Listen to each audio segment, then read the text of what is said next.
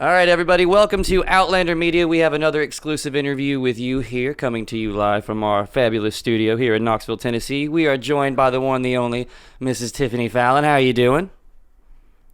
Good. Tennessee in the house. Yeah, that's right. Local boy. Yeah, I'm over here in Nashville right now. Oh, you're in the fancy town. All the country music and good food. Fancy pants. Yeah. Exactly. I know. Well, thanks for having me. Well, thanks for agreeing to do this. So Nashville to Knoxville, the Tennessee connection. Here we are, everybody. Sometimes people don't forget where they came from, which is nice. A lot of people run from Knoxville. Tarantino. A lot of people are like, "Yeah, I'll put it in my movies every now and then." So what kept you in Tennessee? Well, I married me a country music singer, so that'll do it, huh? Yeah, I would imagine that'll probably keep you around the area. Yeah, I was living in Atlanta, actually, where we filmed this movie, and met Joe Don, about 15, 16 years ago, and moved to Nashville. Been here ever since. Where did you exactly meet him at? Was it like one of these romantic, he's playing a guitar under the right tree, the sun's hitting just right, the leaves are like autumn red? I mean, I wish I could say that, but our first date was at Olive Garden. You know what? That's the perfect Tennessee response, honestly. I know. Actually, his band, bandmate Jay DeMarcus, and the other guy in Rascal Flatts, his wife and I were friendly and close, and she introduced us, and so we have them to thank. They're married. Was it a blind date situation? What's that? Was it like a blind date situation where you guys set up? It was. It was kind of a blind date situation. Like, hey, why don't you meet our friends and see what you think? And I was like, I don't know if I really like musicians. Yeah. But it turned out he changed my mind. Well, there you go. He's a good guy. But that's what brought me to Nashville. That's awesome to see a blind date actually work out. I've only had two, and every time it's just a friend that's like, they're depressed too. Maybe you'll get along. And it's like, maybe. Well, maybe we need to have Jane Allison set you up and see how that goes. Hey, I'll take it. Let's have her do her research so she doesn't lose a friend first, though. So, Along Came the Devil 2 is what you at work, or what you just finished up right now. How was it working on that project? Yeah. Down in old Atlanta. Oh, it was awesome. Yeah, I know. It's like going back home. And I always loved filming, in Atlanta, because when I lived there, we were just doing small, regional commercials and TV projects. So to go back and actually be on a motion picture set and do the things I've been able to do there, it's really, really cool to see how it's turned out. But I've never been cast in a horror film. I've never been part of a horror project. I've always played like the fiance or the family neighbor or, shot as the playmate. And so this was a little bit of a stretch for me. Of course, I'm a mom, so... You get to show off some of that range. Yeah.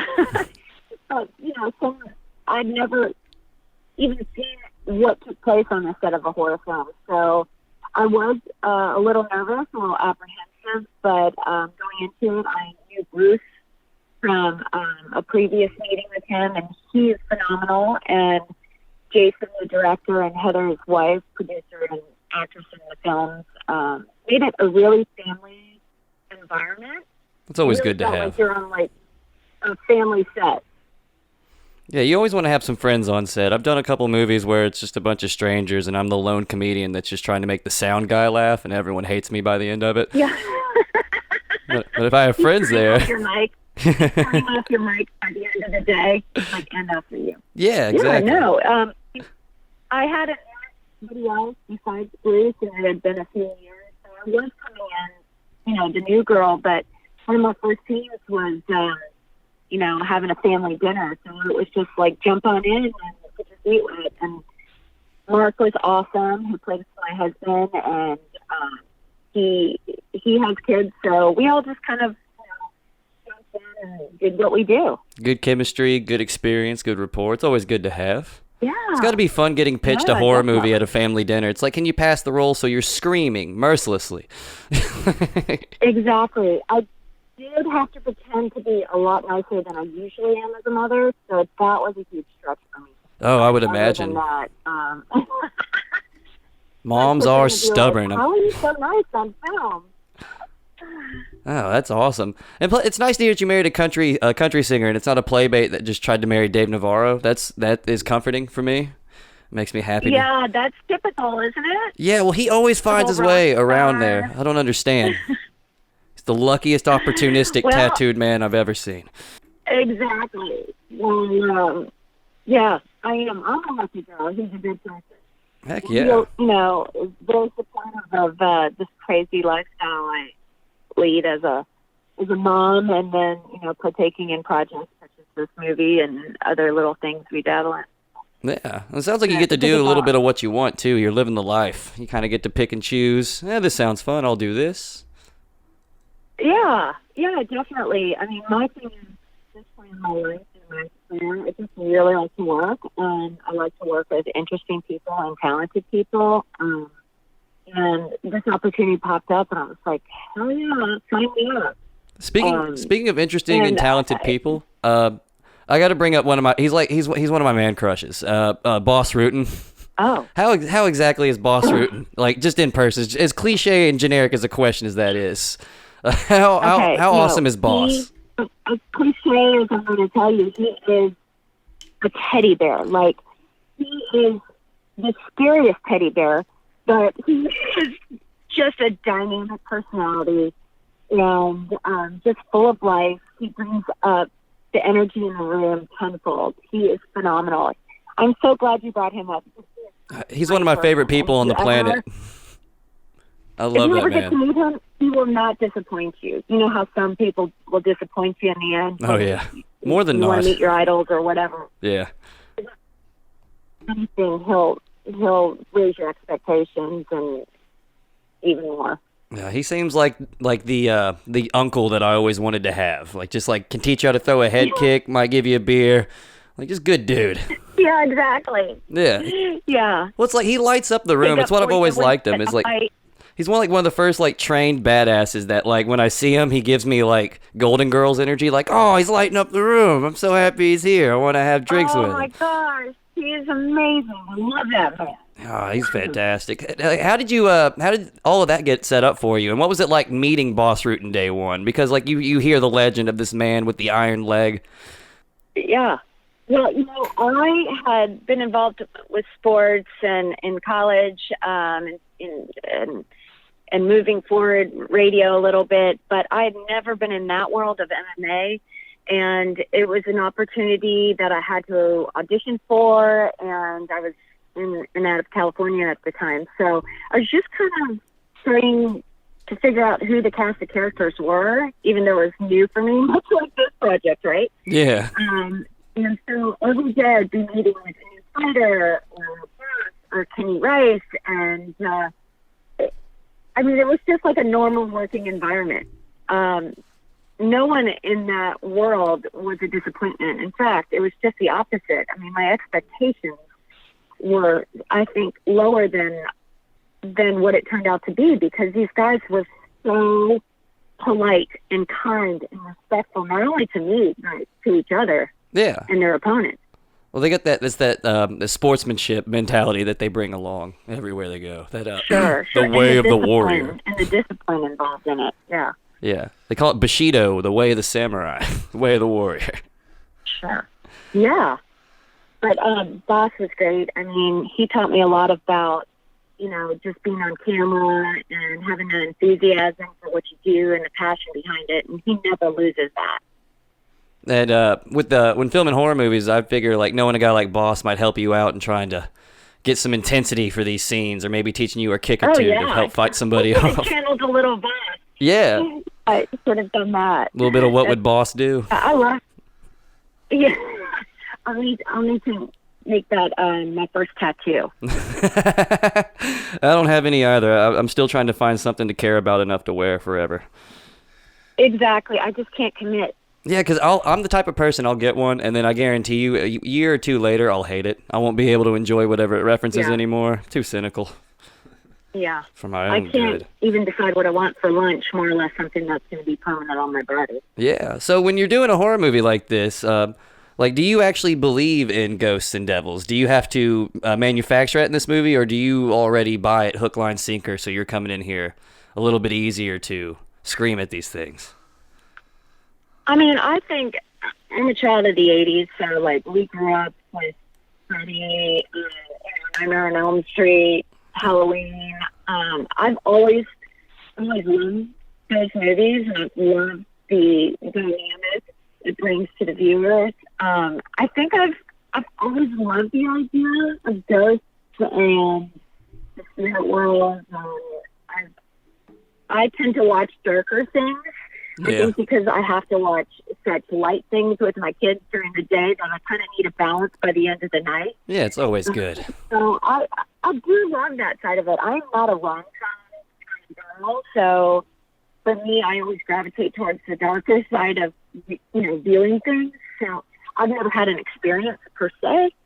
Do I have to draw from anything? No, I think it was shot in the same house. So, as soon as those lights go down and you're walking through the dark, I mean, it's pretty easy to relate to what it would be like if you heard random sounds in your house by yourself in the dark.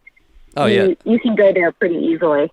I mean, they scare me in my garage all the time. Yesterday night, I was petrified. I was trying to watch a scary movie on my laptop, and there was a glare, so I turned off the lights thinking I was a brave boy. And then I turned on every outside light so I could have some illumination from outside. I had my cell phone light on. I saw a granddaddy long leg, pretended it could hurt me. It was bad. Had to stand off with it. He needed to go. Yeah, he did. I didn't kill him. It was a Buddhist style. I grabbed an envelope, threw him outside, maybe cussed at him.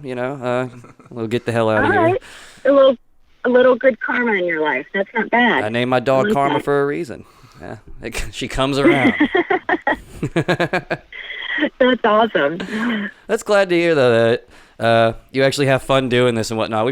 We talked to some people and it's just like they come out generically and whatnot, but you're literally just excited to be doing exactly what it is you like to do. It makes me jealous. I wish I had your life. No one's life is easy. We all have our challenges. And on a serious note, I mean, I have 3 kids under the age of 11. One is special needs. So it's not like, Jodan and I have an easy existence, but I think being able to find passion in work and working with people that, have a passion for what they do and creative, it balances life and it balances your heart. And for me, I just like to work. Yeah. It's always been fun for me. I've always worked. I might not have worked in the entertainment industry my whole life, but I've been blessed in the projects that I've been asked to do and be a part of, and I've met a lot of great people doing it. So I don't want to stop. You seem to make an impact everywhere you go, which is always good, and a sign of talent.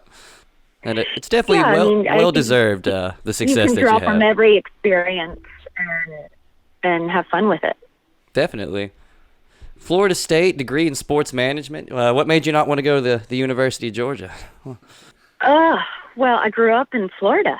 Oh. I grew up in Fort Lauderdale, and stayed in state.